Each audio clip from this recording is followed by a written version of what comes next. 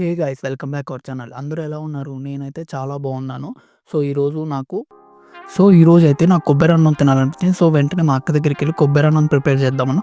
So ఇంకా first అయితే ఒక కడాయి పెట్టుకొని దాంట్లో నూనె వేడయ్యేదాకా అయిపోయిన తర్వాత మన పప్పులు ఉంటే తాలింపు దినుసులు అన్నీ వేసుకోవాలి. ఆవాలు, జీలకర్ర అండ్ అన్నీ రెండు రెండు స్పూన్లు మినప్పప్పు, 2 స్పూన్లు మినప్పప్పు, వెల్లుల్లి రెబ్బలు, పల్లీలు ఇవన్నీ వేసుకొని దోరగా వేయించుకోండి.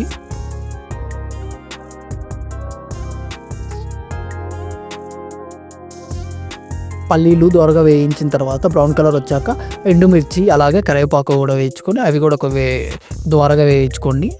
అవి కూడా వేగాక మీరు ముందుగా ప్రిపేర్ చేసుకున్న కొబ్బరి తురుముని దాంట్లో వేసేసి మరీ అంటే బ్రౌన్ కలర్ కాకుండా లైట్ బ్రౌన్ కలర్ వచ్చే వరకు వేయించుకోండి.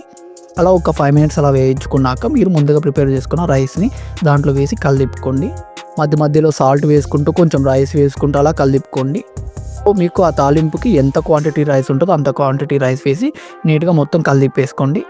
అలా కలిదిప్పుకున్నాక మీరు పుదీనాతో గార్నిష్ చేసేసుకొని సర్వ్ చేసుకుంటే చాలా అంటే చాలా బాగుంటుంది కొబ్బరి అన్నం. సో మీరు కొబ్బరి అన్నాన్ని మష్రూమ్స్లో కానీ లేదా ఏదన్నా చట్నీ చేసుకొని తిన్నా కూడా చాలా బాగుంటుంది.